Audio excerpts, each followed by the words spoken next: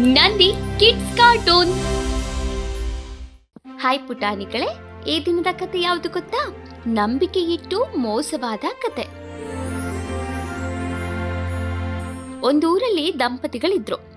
ಗಂಡ ಮುದುಕನೆಂದು ಅವಳಿಗೆ ಅವನ ಮೇಲೆ ಪ್ರೀತಿನೇ ಇರಲಿಲ್ಲ. ಯಾವಾಗ್ಲೂ ಅದೇ ಚಿಂತೆಯಲ್ಲಿ ಅವಳು ಮನೆಯಲ್ಲಿ ಇರ್ತಾನೆ ಇರಲಿಲ್ಲ. ಹಾಗೆ ಸುತ್ತುತ್ತಿರೋ ಅವಳನ್ನ ನೋಡಿ ಒಬ್ಬ ತುಂಟನು, ಎಲೈ ಸುಂದರಿ, ನನ್ನ ಹೆಂಡತಿಯು ಸತ್ತು ಹೋಗಿದ್ದಾಳೆ, ನಿನ್ನ ನೋಡಿ ನನಗೆ ಆಸೆಯಾಗಿದೆ, ನಿನ್ನ ಹೆಂಡತಿ ಆಗ್ತೀಯಾ ಅಂತ ಕೇಳ್ತಾನೆ.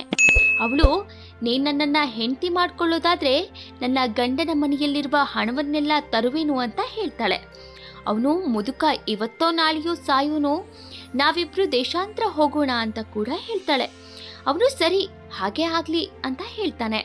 ಮರುದಿನ ಬೆಳಗಾಗೋದ್ರೊಳಗೆ ಅವಳು ಮನೆಯಲ್ಲಿನ ಹಣವನ್ನೆಲ್ಲ ಗಂಟು ಮೂಟೆ ಕಟ್ಕೊಂಡು ಬಂದುಬಿಟ್ಲು. ಆ ತುಂಡನು ಅವಳನ್ನ ಕರೆದುಕೊಂಡು ಆ ಊರು ಬಿಟ್ಟು ಇಬ್ಬರು ಕೂಡ ಹೊರಟ್ರು. ಅದೇ ದಾರಿಯಲ್ಲಿ ಒಂದು ನದಿಯು ಸಿಕ್ತು. ಅದನ್ನ ಕಂಡ ಆ ಧೂರ್ತ, ಇವಳಿಂದ ನನಗೆ ಆಗ್ಬೇಕಾದದ್ದೇನು?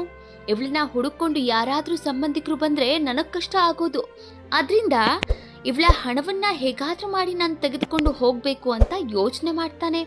ನೋಡು, ಈ ನದಿಯನ್ನ ದಾಟೋದು ತುಂಬಾ ಕಷ್ಟ, ಆದ್ರಿಂದ ನಿನ್ನ ಬಳಿ ಇರೋದ್ನೆಲ್ಲ ಮೂಟೆ ಕಟ್ಕೊಡು, ಅದನ್ನ ತೆಗೆದುಕೊಂಡು ಹೋಗಿ ಆ ಕಡಿಯಲ್ಲಿ ಇಟ್ಟು ಬಂದು ನಿನ್ನನ್ನು ಕರೆದುಕೊಂಡು ಹೋಗ್ತೇನೆ ಅಂತ ಹೇಳ್ತಾನೆ.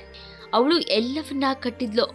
ನೀನು ಉಟ್ಟಿರುವ ಸೀರೆಯನ್ನ ಕೊಡು ಅಂತ ಬಟ್ಟೆಯ ಸಣ್ಣ ತುಂಡನ್ನ ಕೊಟ್ಟು ಇದನ್ನ ಉಟ್ಕೊಂಡಿರು ಅಂತ ಹೇಳ್ತಾನೆ. ನದಿ ದಾಟುವಾಗ ನೆನೆದು ಹೋದ್ರೆ ಒಣಗುವವರೆಗೂ ಎಲ್ಲಿಯೇ ಕೂತಿರ್ಬೇಕು ಅಂತ ಕೂಡ ಹೇಳ್ತಾನೆ. ಅವಳು ತುಂಡು ಬಟ್ಟೆ ಉಟ್ಕೊಂಡು ನದಿಯ ತೀರದಲ್ಲಿ ಕಾಯ್ತಾ ಕುಳಿತುಕೊಂಡ್ಲು. ಆಗ ಆ ತುಂಡನು ನದಿಯನ್ನ ದಾಟಿ ಹೇಳ್ದೆ ಕೇಳ್ದೆ ಎಲ್ಲಿಯೋ ಹೊರಟು ಹೋದ. ಅವನು ಮತ್ತೆ ಮರಳಿ ವಾಪಸ್ ಬರೋದೇ ಇಲ್ಲ. ಹೀಗೆ ಅವಳು ಕಾಯುತ್ತಾ ಗಂಡನೂ ಇಲ್ಲ, ಹಣವೂ ಇಲ್ಲ ಅಂತ ಅಳ್ತಿರ್ತಾಳೆ. ಇದರ ಸಾರಾಂಶ, ಪಾಲಿಗೆ ಬಂದಿದ್ದೇ ಪಂಚಾಮೃತ. ಇದ್ದುದರಲ್ಲಿಯೇ ಸುಖ ಜೀವನವನ್ನ ಕಾಣಬೇಕು, ಇಲ್ಲದೆ ಇರೋದಕ್ಕೆ ಆಸೆ ಪಡಬಾರ್ದು. ಆಸೆಗೆ ದುಃಖಕ್ಕೆ ಮೂಲ ಕಾರಣ. ಈ ಕತೆ ಇಷ್ಟ ಆಯ್ತಾ ಪುಟಾಣಿಗಳೇ? ಹಾಗಿದ್ರೆ ನಮ್ಮ ಚಾನೆಲ್ ಅನ್ನ ಈಗಲೇ ಲೈಕ್ ಮಾಡಿ, ಶೇರ್ ಮಾಡಿ, ಸಬ್ಸ್ಕ್ರೈಬ್ ಮಾಡಿ.